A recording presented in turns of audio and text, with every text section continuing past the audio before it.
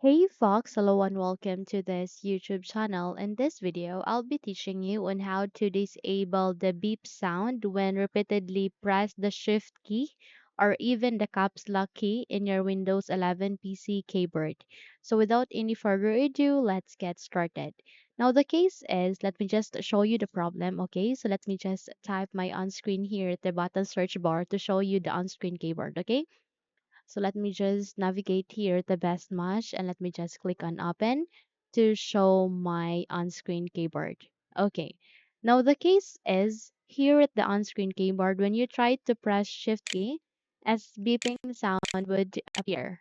And even if I'll press the caps lock key as well and other keys, there's a beeping sound that would appear.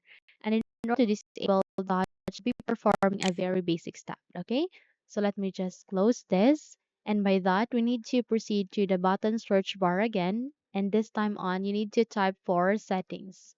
So type on settings, and the moment you have typed on settings, you need to proceed on open to continue. So click on it.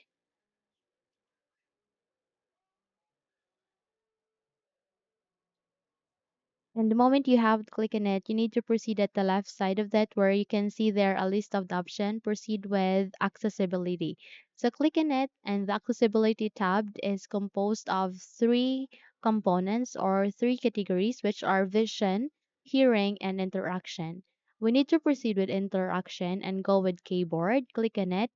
And here you can see there three keys which are sticky, filter, and toggle.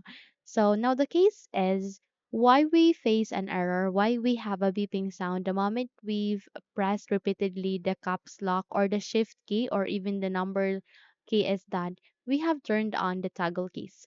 So it is very crucial to turn this off to avoid the beeping sound the moment we've pressed the shift key or the caps lock key, the number key, and the other keys in our keyboard. Once you're done, turn off the sticky keys as well, turn it off, and in this way, you would be able to disable the sticky keys in our Windows, our computer. So close the window and check if your problem has been fixed. So let me just bring up my on-screen keyboard again. So let me just type it here and let me just click on open. And let's check if the beeping sound still persists. So let me just start it. Okay. Now this being disabled. So that's it. You can now close the window and you're good to go. Now, if you think this video helped you a lot, then don't forget to subscribe. Hit the like button as well as the bell icon to be updated for more tutorials like this. Thank you for watching this video and have a good day.